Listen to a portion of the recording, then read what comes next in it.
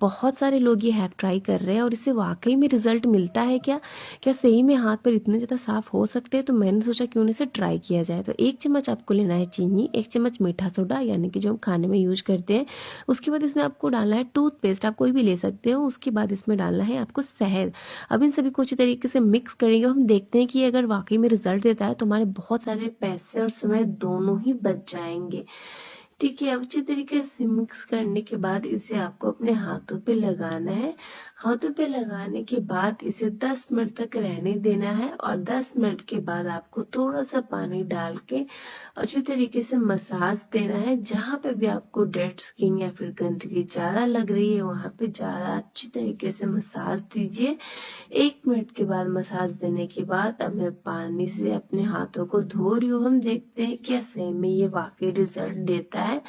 तो ये सब देख सकते हो स्किन कितनी ज़्यादा क्लियर हो गई और कितनी सॉफ्ट हो गई है, तो ज़रूर ट्राई कीजिएगा आप।